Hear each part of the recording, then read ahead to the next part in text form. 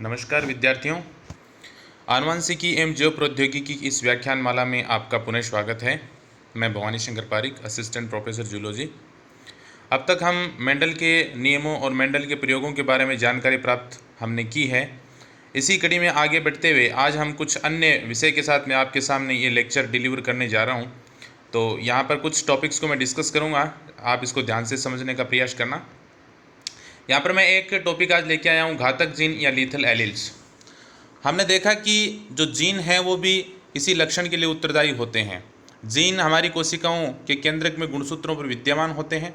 वे gene किसी messenger RNA का निर्माण करते हैं जिससे कोई प्रोटीन बनता है। वह प्रोटीन या तो कोई स्ट्रक्चरल प्रोटीन होता है या फिर कोई रेगुलेटरी या नियामक प्रोटीन होता है।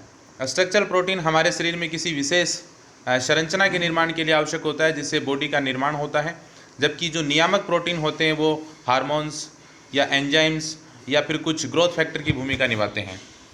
तो ये जीन से बनने वाले जो प्रोटीन है वो हमारे जीवन के लिए, जीवन निर्माण के लिए आवश्यक होते हैं। कई बार क्या होता है कि कुछ ऐसे जीन जो किसी व्यक्ति के जीवित रहने के लिए या किसी जीव के जीवित रहने के लिए आवश्यक होते हैं, अर्थात उनका एक्टिव होना या उनका प्रोडक्ट जो है वो जीवन के लिए ज़रूरी होता है। अगर ऐसे जीन में कोई म्यूटेशन हो जाए, उत्परिवर्तन हो जाए और वो जीन अपना फंक्शन लॉस कर दे, उसको खो दे, तो ऐसे जो म्यूटेंट जीन अगर किसी जीव में पाया जाता है तो उस म्यूटेंट जीन की उपस्थिति में वह आवश्यक प्रोटीन नहीं बन पाता है और ऐसी स्थिति में उस जीव की परिवर्धन के दौरान मृत्यु हो जाती है। तो ऐसे म्यूटेंट जीन घातक जीन कहलाते हैं। तो हम ये कह सकते हैं कि घातक जीन ऐसे आवश्यक जीन हैं जिनमें उत्परिवर्तन के फलस्वरूप वे अपने कार्य की क्षमता को खो देते हैं और जिससे परिवर्तन के दौरान ऐसे जीव की मृत्यु हो जाती है। तो ऐसे जीन घातक जीन या लीथल एलील्स कहलाते हैं। अब घातक जीन का जो लक्षण प्ररूप है, जो फिनोटाइप है, वो उस जीव की डेथ के रूप में ही, उसकी मृत्यु के रूप में ही प्रकट होता है। घातक जीन जो हैं वो कब प्रभाव डालते हैं, उनका फिनोटाइप या उसका जो प्रभाव है या जो मृत्यु है वो जीव की कब होती है, इसके आधार पे उसको हम अर्ली ऑनसेट या लेट ऑनसेट, जिनको मैं आगे चर्चा करूँगा, उसके आधार पे हम उसको बांट सकते हैं। अब घातक जीन एक प्रभावी हो सकता है, एक प्रभावी एलील के रूप में हो सकता है या फिर वह एक अप्रभावी एलील के रूप में हो सकता है। अगर वह एक प्रभावी एलील के रूप में है तो ऐसी स्थिति में समयुग्मजी और विषम युग्मजी दोनों अवस्थाओं में ही वह जीन जो है वो मृत्यु का कारण बनेगा। लेकिन अगर वह एक अप्रभावी एलील के रूप में है तो वह केवल अपनी समयुग्मजी अवस्थाओं में ही घातक प्रभाव उसका दिखाई देता है। सामान्यतः जो घातक जीन होते हैं वो अप्रभावी एलील होते हैं, क्योंकि अगर प्रभावी एलील के रूप में घातक जीन पाए जाते हैं तो वो उस पॉपुलेशन से या उस समष्टि से ऐसे जो जीव हैं वो डिस्कार्ड हो जाते हैं या वो हटा दिए जाते हैं, क्योंकि वो समयुग्मजी और विषम युग्मजी दोनों अवस्थाओं में ही घातक सिद्ध होते हैं। अब हम घातक जीन का अगर हम वर्गीकरण करें कि घातक जीन को हम 4 श्रेणियों में बांट सकते हैं, जिसमें एक है अर्ली ऑनसेट, यानी जिसका प्रभाव है या जिसका लक्षण प्ररूप भ्रूणीय परिवर्तन की प्रारंभिक अवस्थाओं में ही दिखाई दे जाता है। यानी वो ऐसे जीन होते हैं जिनके प्रोटीन की रिक्वायरमेंट अर्ली एम्ब्रियोनिक स्टेज में ही, डेवलपमेंट की अर्ली स्टेज में ही जिनकी रिक्वायरमेंट होती है। ऐसी स्थिति में जब प्रोटीन नहीं बन पाता है तो भ्रूण का आगे परिवर्तन नहीं हो पाता और ऐसे भ्रूण जो हैं उनकी मृत्यु हो जाती है। अर्थात ऐसे जो जीन हैं उनका जो फिनोटाइप है या उनका प्रभाव है वो भ्रूणीय परिवर्तन की प्रारंभिक अवस्थाओं में ही दिखाई दे जाता है। दूसरे ऐसे जीन घातक जीन हो सकते हैं जिनका जो प्रभाव है वो भ्रूणीय परिवर्तन की बाद की अवस्थाओं में दिखाई दे, यानी ऐसे जो भ्रूण हैं वो कुछ समय तक जीवित रह सकते हैं और उनकी जो प्रोटीन की रिक्वायरमेंट है वो कुछ समय के बाद में उनकी रिक्वायरमेंट होती है। तो ऐसे जीन अगर म्यूटेंट हैं तो वो प्रोटीन नहीं बन पाता है या वो अपना प्रॉपर फंक्शन नहीं कर पाता है, जिससे उस भ्रूण का आगे प्रॉपर डेवलपमेंट नहीं हो पाता और ऐसी स्थिति में वह भ्रूण मर जाता है। तो ऐसे घातक जीन हैं वो लेट ऑनसेट जीन कहलाते हैं। तीसरे घातक जीन ऐसे हो सकते हैं जिनको हम कंडीशनल कह सकते हैं, अर्थात ऐसे जीन की जो घातकता है या उनका जो प्रभाव है वो किसी विशेष स्थिति में ही संभव होता है। यानी अगर वो इस विशेष स्थिति बनती है तभी उस जीन का घातक प्रभाव दिखाई देता है। अगर वह विशेष स्थिति जो कोई वातावरणीय स्थिति हो सकती है, इंटरनल एनवायरनमेंट हो सकता है या कोई एक्सटर्नल एनवायरनमेंट हो सकता है, और ऐसी स्थिति में ही वो जीन है वो अपना घातक प्रभाव दिखाते हैं, अदरवाइज उसका वो प्रभाव नहीं दिखाई देता, तो ऐसे घातक जीन कंडीशनल जीन कहलाते हैं। जैसे मान लीजिए कि कोई जो घातक जीन है वो टेम्परेचर पे उसका जो प्रभाव है वो डिपेंड करता है, तो वह उसका जो प्रभाव है वो मान लीजिए कि 30 डिग्री सेल्सियस पर वह घातक होता है, अर्थात वह जीव अगर 30 डिग्री सेल्सियस पे ग्रो कर रहा है तो वहाँ वह घातक जीन अपना प्रभाव दिखाएगा। अदरवाइज वह 22 डिग्री सेल्सियस पे मान लीजिए कि उसका प्रभाव नहीं दिखाई देता, तो वह एक कंडीशन पे डिपेंड करता है। तो ऐसे घातक जीन कंडीशनल लीथल एलील्स कहलाते हैं। चौथे ऐसे घातक जीन हो सकते हैं जिनको सेमी लीथल कहते हैं, अर्थात ये किसी व्यष्टि विशेष पे ये व्यष्टि विशेष होते हैं, यानी किसी एक विशेष इंडिविजुअल में उनका घातक प्रभाव दिखाई देगा जबकि किसी दूसरे व्यष्टि में उनका प्रभाव नहीं दिखाई देता है, तो उनको सेमी लीथल या अर्धघातक जो जीन कहा जा सकता है, क्योंकि उनका जो प्रभाव है वो इंडिविजुअल डिपेंडेंट होता है। तो घातक जीन हमने समझा कि ऐसे जीन होते हैं जिनके जीन प्रोडक्ट की या जिनके प्रोटीन की आवश्यकता भ्रूणीय परिवर्तन के दौरान होती है। तो अगर वो जीन प्रोडक्ट नहीं बनाता है, उसमें उत्परिवर्तन के कारण वो प्रोटीन नहीं बन पाता है, तो ऐसे जीन हैं वो उसके परिवर्तन के दौरान घातक सिद्ध हो जाते हैं और उससे प्राणी की मृत्यु हो जाती है। ये प्रभावी या अप्रभावी प्रकार के हो सकते हैं। यहाँ पर हम एक एग्जाम्पल ले रहे हैं। ल्यूसिन क्यूनोट नामक जो साइंटिस्ट थे, उन्होंने घातक जीन को सबसे पहले देखा था। चूहे में त्वचा के रंग के लिए एक जीन उत्तरदायी होता है जिसको मैं यहाँ पर वाई से रिप्रेजेंट कर रहा हूँ। त्वचा का रंग दो प्रकार का दिखाई देता है, एक पीला रंग, दूसरा भूरा रंग। यहाँ पर जो पीला रंग है वो भूरे रंग पे प्रभावी है, अर्थात कैपिटल पीले रंग के लिए हम जो उत्तरदायी एलील है उसको कैपिटल वाई से लिख रहे हैं और भूरे रंग के लिए उत्तरदायी एलील को हम स्मॉल वाई से लिख रहे हैं।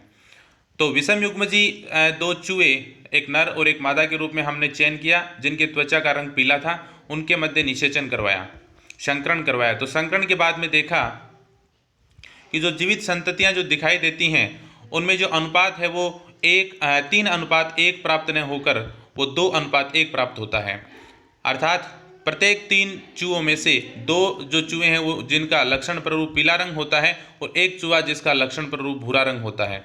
जबकि हम देखते हैं कि सामान्यतः एक संकरण प्रयोग में अगर प्रभाविता मौजूद होती है तो लक्षण प्ररूप अनुपात या फिनोटाइपिक रेशियो 3:1 प्राप्त होता है, लेकिन यहाँ पर ये 2:1 प्राप्त हो रहा है।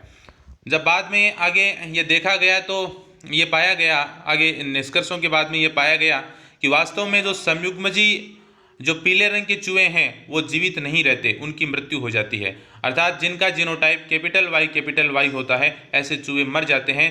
जबकि जो हेट्रोजाइगस और जो होमोजाइगस स्मॉल वाई जिनका जीनोटाइप होता है वो ही चूहे जीवित रह पाते हैं। तो ये पता चला कि वास्तव में कैपिटल वाई जीन एक घातक जीन है जो संयुग्मजी अवस्था में घातक प्रभाव दिखाता है, अर्थात घातकता में अगर हम इसका प्रभाव देखें तो वास्तव में एक अप्रभावी एलील के रूप में काम करता है, जबकि ये कोट कलर के निर्माण के लिए या त्वचा के रंग के निर्माण के लिए इसका जो प्रभाव है वो एक प्रभावी एलील की तरह है। तो यहाँ पर हम इसको समझना होगा, यहाँ पे कंफ्यूज ना होना, क्योंकि घातकता में ये एक अप्रभावी एलील के रूप में दिखाई देता है जबकि रंग निर्माण में ये एक प्रभावी एलील के रूप में पाया जाता है। तो यहाँ पर ये अप्रभावी एलील होने के कारण समयुग्मजी अवस्था में ही इसका घातक प्रभाव दिखाई देता है। विषम युग्मजी अवस्था में चूंकि स्मॉल वाई मौजूद है इसलिए जीवन निर्माण के लिए आवश्यक प्रोडक्ट वो स्मॉल वाई बना देता है, जिससे जो चूहा है वो जीवित रह जाता है। लेकिन जब दोनों ही कैपिटल वाई होते हैं तो ऐसी स्थिति में वह प्रोटीन निर्माण नहीं हो पाता, तो भ्रूणीय परिवर्तन की प्रारंभिक अवस्थाओं में ही ऐसे चूहों की मृत्यु हो जाती है, तो ऐसे चूहे पैदा नहीं होते हैं। तो यहाँ पर ये एक घातक जीन का उदाहरण है। तो पीला जो रंग है वो भूरे रंग पे प्रभावी है, परंतु पीला रंग उत्पन्न करने वाला जो जीन कैपिटल वाई है वह उसकी लेथिलिटी के आधार पे या घातकता के आधार पे एक अप्रभावी एलील है। तो घातक जीन का ये एग्जाम्पल हम इसको देख सकते हैं। इसके अलावा और भी कई एग्जाम्पल हैं वो घातक जीन के ड्रोसोफिला में देखे गए। उसके पंखों के रंग को लेके, उसके आँख के लक्षण को लेके कई घातक जीन हैं जिनको हम ड्रोसोफिला जब हम पढ़ेंगे तो वहाँ उसकी चर्चा करेंगे। इसके बाद में एक और कॉन्सेप्ट है यहाँ पर, जिसको पेनेट्रेंस और एक्सप्रेसिटी कहा जाता है। तो पहले हम बात करते हैं पेनेट्रेंस क्या है। हम जानते हैं कि जब किसी जीव में कोई विशेष जीनोटाइप होता है तो उसमें वह विशेष उस जीनोटाइप जिस प्रकार का लक्षण प्ररूप बनाता है तो वह लक्षण प्ररूप या फिनोटाइप प्रकट होता है। जैसे मान लीजिए कि हम मटर पादप के उसके लंबाई की बात करें तो जब कैपिटल टी होता है तो पौधे लंबे होते हैं, जब स्मॉल टी होता है तो पौधे बौने होते हैं, कैपिटल आर होने पर बीज के आकार जो गोल होते हैं, स्मॉल आर होने पर वो झुर्रीदार होते हैं। अर्थात किसी विशेष जीनोटाइप की उपस्थिति में एक विशेष फिनोटाइप प्रकट होता है। लेकिन ऐसा हमेशा नहीं होता है। कई बार समष्टि में ऐसा होता है कि किसी विशेष लक्षण के लिए उत्तरदायी जीनोटाइप होने के बावजूद भी सभी व्यष्टियों में वह फिनोटाइप प्रकट नहीं हो पाता है, वह कुछ व्यष्टियों में वह फिनोटाइप प्रकट होता है। तो ऐसी स्थिति में कितने व्यष्टियों में वह फिनोटाइप या वह लक्षण प्ररूप प्रकट हो रहा है, वह उस लक्षण की पेनेट्रेंस कहलाती है। जैसे मान लीजिए कि 100 जो व्यष्टि हैं उनमें एक विशेष जीनोटाइप मौजूद है, लेकिन उसका फिनोटाइप केवल 70 व्यष्टियों में ही प्रकट हो रहा है। 30 व्यष्टि ऐसे हैं जिनमें किसी कारण से वह लक्षण प्ररूप या वह फिनोटाइप उस जीनोटाइप के मौजूद होने पर भी प्रकट नहीं हो पाता। तो ऐसी स्थिति में हम कह सकते हैं कि उस लक्षण विशेष का पेनेट्रेंस 70% है। तो पेनेट्रेंस उस व्यष्टियों की प्रतिशत मात्रा होती है जिनमें वह फिनोटाइप प्रकट होता है। इसका एक सबसे महत्वपूर्ण उदाहरण है वो पॉलीडेक्टाइली या बहुअंगुलिता का मनुष्य में पाया जाना है। मनुष्य में सामान्यतः हम देखते हैं कि 5 अंगुलियों का पाया जाना एक सामान्य लक्षण है। कई बार कुछ ऐसे बच्चे जन्म लेते हैं जिनमें 5 से अधिक अंगुलियां, सामान्यतः 6 अंगुलियां या कईयों में और भी ज़्यादा अंगुलियां पाई जाती हैं। तो यह एक बहुअंगुलिता का लक्षण है। बहुअंगुलिता का पाया जाना, अब उसका ये एक जीन में म्यूटेशन के कारण होता है, उसका एक पर्टिकुलर जीनोटाइप होता है, लेकिन उस जीनोटाइप के होते हुए भी सभी जो व्यष्टियों में वह लक्षण प्रकट नहीं हो पाता। सामान्यतः जब वह जीनोटाइप होमोजाइगस कंडीशन में होता है, यह एक डोमिनेंट एलील के कारण होता है, और डोमिनेंट एलील जब वह अपनी होमोजाइगस या समयुग्मजी अवस्था में होता है तब तो वह पॉलीडेक्टाइली का लक्षण सभी में प्रकट होता है।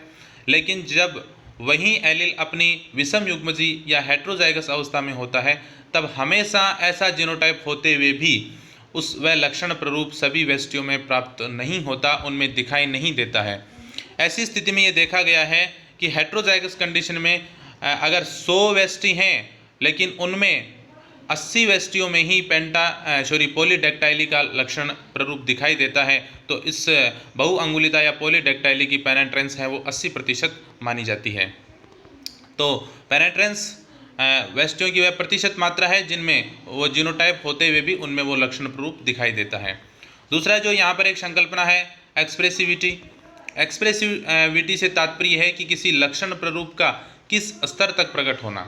मान लीजिए कई बार कुछ ऐसा होता है कि मान लीजिए कि कुछ व्यष्टियाँ हैं जिनमें एक पर्टिकुलर जीनोटाइप मौजूद है, जीनोटाइप सबका सेम है, फिर भी उस जीनोटाइप का जो लक्षण प्ररूप है वो अलग अलग व्यष्टियों में अलग अलग स्तर तक प्रकट होता है। कुछ में वो ज़्यादा दिखाई देता है, कुछ व्यष्टियों में वह कम दिखाई देता है, अर्थात उनकी डिफरेंट ग्रेड दिखाई देती हैं।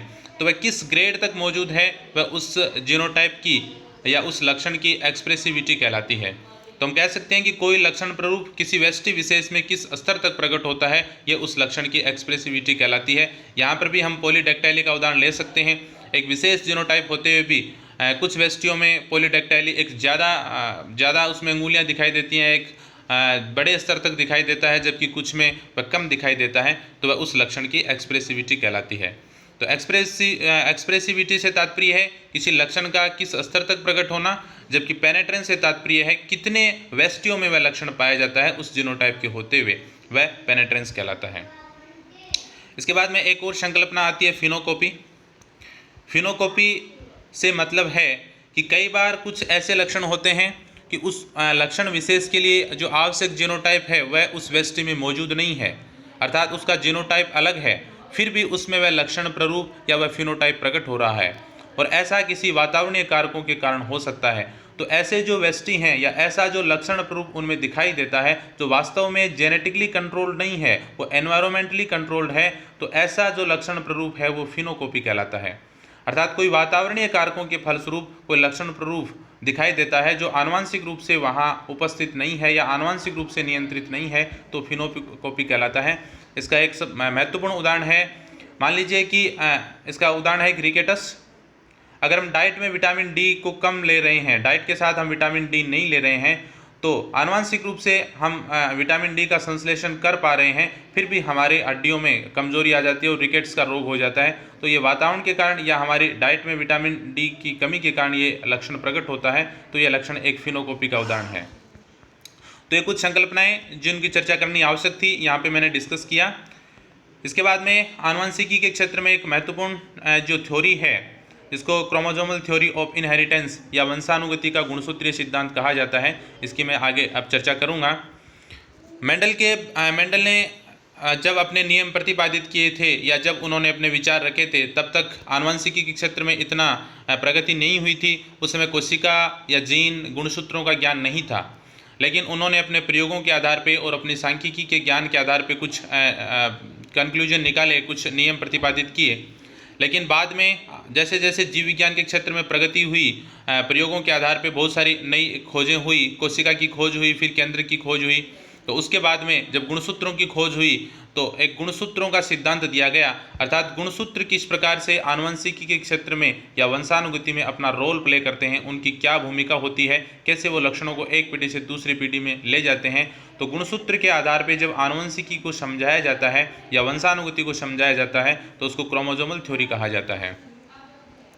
मैंने अपने पहले लेक्चर में आपको बताया था कि वीजमान ने जर्म प्लाज्म की थ्योरी दी थी, अर्थात वीजमान ने यह सर्वप्रथम बताया था कि दो प्रकार के जो द्रव्य हैं वो हमारे शरीर में या जीवों के शरीर में पाए जाते हैं, जिसमें एक कायिक द्रव्य होता है, दूसरा जनन द्रव्य। आज हम जानते हैं कि जनन द्रव्य जो युग्मक निर्माण करने वाली कोशिकाओं में पाए जाने वाले द्रव्य को कहा जाता है। तो ये तय हुआ कि कुछ विशेष कोशिकाएँ ही जो आगे से आगे लक्षणों को पीढ़ी दर पीढ़ी ले जाती हैं, उन तक ही वह सीमित होता है। तो ऐसा जो फ्लूइड है वो जर्म प्लाज्म कहलाता है, अर्थात वंशानुगति के लिए जिम्मेदार केवल वही कोशिकाएं होती हैं जिनको आज हम जननी कोशिकाएं जो हमारे टेस्टिस या ओवरी में पाई जाती हैं। तो जर्म प्लाज्म की थ्योरी के बाद में ये तय हुआ कि जो जर्म प्लाज्म है वो कुछ विशेष स्थानों तक सीमित होता है। उसके बाद में फ्लेमिंग ने 1882 में कोशिकाओं में सूत्री विभाजन, उसमें माइटोसिस का अध्ययन किया और गुणसूत्रों को देखा। उन्होंने धागे समान रचनाओं को देखा जिसका नाम उन्होंने क्रोमेटिन दिया, बाद में उन्हीं को क्रोमोजोम कहा गया। बेंडेन ने एस्केरिस में अर्धसूत्री विभाजन का अध्ययन किया और उसने बताया कि परिवर्धन के लिए सी अर्चिन के अंडों पे टी बावेरी ने फिर सी अर्चिन के अंडों पर प्रयोग किया और उन्होंने बताया कि किसी भी जो जीव में परिवर्धन के लिए गुणसूत्रों का एक कंप्लीट सेट होना जरूरी है, अर्थात गुणसूत्रों का जब तक कंप्लीट सेट नहीं होता है, कोई गुणसूत्र अनुपस्थित होता है तो परिवर्धन पूर्ण नहीं हो पाता और उस जीव के परिवर्धन के दौरान मृत्यु हो जाती है। उसके बाद में 1902 में सट्टन ने मेंडलीय लक्षणों कि मेंडल ने किस प्रकार से लक्षणों की वंशानुगति को समझाया और गुणसूत्रों के व्यवहार में अनेक समानताएं देखी। अर्थात सट्टन ने देखा कि जैसे मेंडल ने कहा था कि मेंडलीय जो कारक हैं वो किस प्रकार से पृथक पृथक हो जाते हैं, बिल्कुल उसी प्रकार से युग्मक निर्माण के दौरान गुणसूत्र पृथक होते हैं। तो सट्टन और बावेरी ने मिलकर फिर 1903 में एक गुणसूत्रों के एक सिद्धांत प्रस्तुत किया जिसको वंशानुगति का गुणसूत्रीय सिद्धांत कहा जाता है। उसके कौन कौन से जो प्रमुख बिंदु हैं उसकी मैं चर्चा करता हूँ। उन्होंने गुणसूत्रीय सिद्धांत में सबसे पहली बात यह है कि गुणसूत्र ही वो संरचनाएं हैं जो आनुवंशिक लक्षणों की वाहक होती हैं, अर्थात जो आनुवंशिक लक्षण होते हैं या उसके लिए उत्तरदायी जो जीन होते हैं वो गुणसूत्रों पे मौजूद होते हैं। अर्थात और जैसे जैसे गुणसूत्र एक पीढ़ी से दूसरी पीढ़ी में स्थानांतरित होते हैं, वे आनुवंशिक लक्षणों के लिए उत्तरदायी जीन भी आगे से आगे पीढ़ी दर पीढ़ी जनकों से संतति की ओर स्थानांतरित होते हैं। दूसरा बिंदु ये कहता है कि युग्मक निर्माण के दौरान या उन गुणसूत्रों के स्थानांतरण के दौरान वे अपनी प्रतिकृति करते हैं, अर्थात गुणसूत्र रेप्लिकेट करते हैं, अपने समान ही दूसरे गुणसूत्र बनाते हैं और नई पीढ़ियों में वो नए गुणसूत्र फिर जनकों से संतति की ओर स्थानांतरित हो जाते हैं। अधिकांश जो यूकेरियोटिक कोशिकाएं हैं वो द्विगुणित अवस्था में पाई जाती हैं। यहाँ पर द्विगुणित अवस्था से तात्पर्य है कि प्रत्येक कोशिका के केंद्रक में गुणसूत्रों के जो सेट होंगे उस प्रत्येक सेट में एक सेट में 2 क्रोमोजोम होंगे और दोनों क्रोमोजोम हैं उनको समजात गुणसूत्र या होमोलोगस क्रोमोजोम कहा जाता है। उन गुणसूत्रों के जोड़ों को समजात गुणसूत्रों के जोड़े कहा जाता है। प्रत्येक समजात गुणसूत्र के जोड़े में से एक गुणसूत्र उस संतति को उसके पिता से प्राप्त होता है, जबकि दूसरा गुणसूत्र उस संतति को अपने माता से प्राप्त होता है। अर्थात एक जोड़े में जो दोनों गुणसूत्र होंगे वो एक पैटर्नल होगा, दूसरा मैटरनल होगा। जब अर्धसूत्री विभाजन होता है, हम जानते हैं कि जब युग्मकों का निर्माण होता है उस दौरान मियोसिस होती है और अर्धसूत्री विभाजन के दौरान ये समजात गुणसूत्रों के जोड़े अलग होते हैं और एक गुणसूत्र प्रत्येक जोड़े का एक गुणसूत्र किसी एक कोशिका में जाता है और दूसरा गुणसूत्र किसी दूसरी कोशिका में जाता है। तो प्रत्येक युग्मक में गुणसूत्रों का केवल एक सेट ही मौजूद होता है। हम जानते हैं कि डायप्लॉइड स्टेज में ऐसे 2 सेट होते हैं, 2 समुच्चय होते हैं। तो प्रत्येक युग्मक में एक ही सेट जाएगा। जैसे मनुष्य की युग्मक निर्माण करने वाली कोशिकाओं की बात करें तो उनमें टोटल 46 क्रोमोजोम हैं, अर्थात 2 सेट हैं, प्रत्येक सेट में 23 क्रोमोजोम हैं। लेकिन एक युग्मक में 23 क्रोमोजोम यानी एक गुणसूत्रों का सेट ही जाता है, क्योंकि अर्धसूत्री विभाजन के दौरान प्रत्येक जोड़े का गुणसूत्र जो है वो अलग अलग हो जाता है और एक युग्मक में कोई एक ही गुणसूत्र है वो प्रवेश करता है। अब युग्मक निर्माण के दौरान जब गुणसूत्र पृथक होते हैं तो एक जोड़े के गुणसूत्रों का पृथक होना किसी दूसरे जोड़े के गुणसूत्रों के पृथक होने को प्रभावित नहीं करता, अर्थात वो बिल्कुल स्वतंत्र रूप से पृथक होते हैं, जिसको हमने जब मेंडल का लॉ ऑफ इंडिपेंडेंट असॉर्टमेंट पढ़ा था उस दौरान मैंने इसकी विस्तार से चर्चा की थी। अर्थात गुणसूत्रों के जोड़ों का पृथक होना बिल्कुल स्वतंत्र या इंडिपेंडेंट होता है, वो एक दूसरे को प्रभावित नहीं करते हैं और प्रत्येक जनक संतति को गुणसूत्रों का एक सेट प्राप्त होता है। तो प्रत्येक जो जनक है वो माता भी अपनी संतति को एक सेट देती है, एक सेट उसको प्राप्त होता है, जबकि उसका दूसरा समजात जो सेट है वो पिता से प्राप्त होता है, तो वापस उस संतति में वह द्विगुणित अवस्था प्राप्त हो जाती है। मियोसिस के दौरान ये गुणसूत्र कैसे पृथक होते हैं, तो यहाँ पर यह डायग्राम जिसकी मैं पहले भी चर्चा कर चुका हूँ जब हम स्वतंत्र अप्यून नियम की बात कर रहे थे, एक बार उसको फिर देख लीजिए। यहाँ पर गुणसूत्रों के 2 जोड़े दिखाई आपको दे रहे हैं। एक गुणसूत्र का जोड़ा है जिसपे एक आर जीन उपस्थित है और दूसरे पे वाई जीन उपस्थित है। जब ये कोशिका युग्मक निर्माण के दौरान भाग लेती है तो पहले इनमें लगातार माइटोसिस होती है, उसके बाद में जीन स्विचिंग के बाद में जब ये मियोसिस में प्रवेश करती है तो यहाँ पर इसमें अर्धसूत्री विभाजन प्रारंभ हो जाता है। अर्धसूत्री विभाजन के निर्माण के अर्धसूत्री विभाजन हम जानते हैं कि 2 स्टेज में होता है, मियोसिस फर्स्ट और मियोसिस सेकेंड। मियोसिस फर्स्ट में समजात गुणसूत्रों के जोड़े अलग होते हैं, जबकि मियोसिस सेकेंड जो बिल्कुल माइटोसिस की तरह होता है उसमें प्रत्येक गुणसूत्र के जो 2 क्रोमेटिड्स हैं वे अलग होते हैं। यहाँ पर मियोसिस फर्स्ट में मेटाफेज प्लेट पे जब ये गुणसूत्र अरेंज होते हैं तो यहाँ पर ये 2 प्रकार से अरेंज हो सकते हैं। इनका ये अरेंजमेंट जो है वो ही वास्तव में स्वतंत्र अप्यून के नियम की स्थापना करता है, या उसकी ये जो प्रमुख भूमिका है वो यहीं पर स्थापित होती है। जब ये गुणसूत्र अरेंज होते हैं तो 2 प्रकार से अरेंज हो सकते हैं। मैंने आपको बताया था कि कैपिटल आर वाले क्रोमोजोम की सीध में कैपिटल वाई वाला क्रोमोजोम आए और स्मॉल आर की सीध में स्मॉल वाई वाला आए। एक स्थिति तो ये हो सकती है। दूसरी स्थिति ये हो सकती है कि स्मॉल आर की सीध में कैपिटल वाई आए और कैपिटल आर की सीध में स्मॉल वाई आए। तो अगर ये स्थितियाँ बनती हैं तो पहली स्थिति में फिर 2 प्रकार के युग्मक बनेंगे, जिसमें कैपिटल वाई कैपिटल आर होगा और दूसरा स्मॉल वाई स्मॉल आर होगा। दूसरी प्रकार की स्थिति के दौरान जो 2 अलग प्रकार के युग्मक बनेंगे उसमें कैपिटल वाई के साथ स्मॉल आर आएगा और स्मॉल वाई के साथ कैपिटल आर आएगा। इसी कारण यहाँ पर 4 प्रकार के युग्मक बनते हैं, क्योंकि ये जो कोशिका है वो विषम युग्मजीय अवस्था में है। तो यहाँ पर जब मियोसिस फर्स्ट कंप्लीट होगा तो 2 सेल बनेंगी और 2 सेल में एक प्रत्येक जो गुणसूत्रों का जो जोड़ा है उसमें से एक गुणसूत्र एक कोशिका में प्रवेश करेगा। तो यहाँ पर ये जो 2 सेल बनी हैं इसमें आप देख सकते हैं कैपिटल वाई के साथ कैपिटल, दूसरे में कैपिटल स्मॉल वाई के साथ स्मॉल आर है। और जब ये कोशिका मियोसिस सेकेंड में जाएगी तो अब यहाँ पर क्रोमेटिड्स अलग होंगे और प्रत्येक से जो है वो अब यहाँ पर 4 प्रकार की 4 सेल बनेंगी, क्योंकि क्रोमेटिड्स अलग होंगे तो प्रत्येक क्रोमेटिड का जो आनुवंशिक संगठन है वो वही रहेगा। तो ये 4 प्रकार के युग्मक बनेंगे, जिसमें 2 प्रकार के युग्मक वो होंगे जो जनकीय होंगे, यानी जो पहले जो जीव थे उनमें मौजूद थे, उसमें कैपिटल वाई कैपिटल आर और स्मॉल वाई स्मॉल आर होगा। जबकि 2 रिकॉम्बिनेंट होंगे जिसमें कैपिटल वाई के साथ स्मॉल आर होगा और स्मॉल वाई के साथ कैपिटल आर होगा। तो इस प्रकार से ये गुणसूत्र किस प्रकार से पृथक होते हैं, तो मियोसिस फर्स्ट के दौरान समजात गुणसूत्रों के जोड़े अलग होते हैं, अर्थात प्रत्येक जोड़े का एक गुणसूत्र एक कोशिका में जाता है जबकि दूसरा गुणसूत्र दूसरी कोशिका में जाता है, और उनका पृथक होना बिल्कुल इंडिपेंडेंट होता है, एक जोड़ा दूसरे जोड़े के पृथक्करण को प्रभावित नहीं करता। और जब मियोसिस सेकेंड कंप्लीट होता है तो ये इनके गुणसूत्रों के क्रोमेटिड्स अलग हो जाते हैं। तो इस प्रकार से ये आनुवंशिकी का गुणसूत्रीय सिद्धांत ये कहता है कि गुणसूत्रीय आनुवंशिकी के वाहक होते हैं। मेंडल ने जिन कारकों की चर्चा की थी जिनको हम आज जीन कहते हैं वो गुणसूत्रों पर मौजूद होते हैं, और जिस प्रकार से मेंडलीय कारक पृथक होते हैं बिल्कुल उसी प्रकार से गुणसूत्र पृथक होते हैं। तो जैसे गुणसूत्र पृथक होंगे उस पर मौजूद कारक भी उसी प्रकार से पृथक होंगे, और उनका पृथक्करण दूसरे गुणसूत्रों के जोड़े के पृथक्करण को प्रभावित नहीं करता है। तो आनुवंशिकी का वंशानुगति का ये गुणसूत्रीय सिद्धांत मेंडल के नियमों को गुणसूत्र के आधार पर उनकी व्याख्या करता है। आगे हम दूसरे विषयों के साथ, आनुवंशिकी के विषयों के साथ मैं अपना लेक्चर लेकर आपके सामने प्रस्तुत होऊंगा। तब तक के लिए धन्यवाद।